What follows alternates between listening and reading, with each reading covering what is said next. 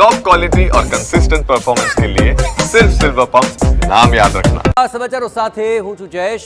રાજકોટના પાલ હોસ્પિટલના મામલે મહત્વપૂર્ણ અપડેટ આવી રહી છે। આ તમામ આરોપીઓને કોર્ટમાં રજૂ કરાયા હતા અને ત્રણના રિમાન્ડ મેળવવાના પ્રયત્ન કરાયા હતા અને 7 દિવસના રિમાન્ડ તેમને આપવામાં આવ્યા છે।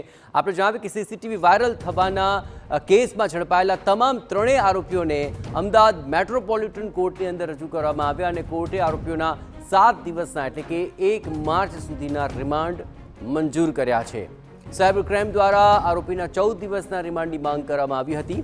રિમાન્ડની માંગણી કરતા સરકારી વકીલે દલીલ કરી અને કહ્યું કે આરોપીઓએ કરેલા આ કૃત્ય બદલ કેટલા લોકોને સીસીટીવી દ્વારા વેચવામાં આવ્યા તેની તપાસ કરવી અત્યંત જરૂરી છે।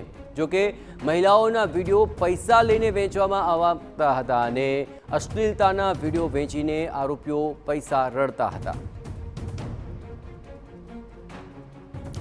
તો આરોપીના વકીલે કોર્ટમાં દલીલ કરતા કહ્યું કે હાલના આરોપીઓની ટ્રાન્ઝિટ રિમાન્ડ વગર ગેરકાયદે રીતે મહારાષ્ટ્રથી ધરપકડ કરવામાં આવી છે। સાથે જ આ ગુનો રાજકોટમાં નોંધાયેલો હોવાથી અમદાવાદ સાયબર ક્રાઇમ તેની તપાસ ન કરી શકે।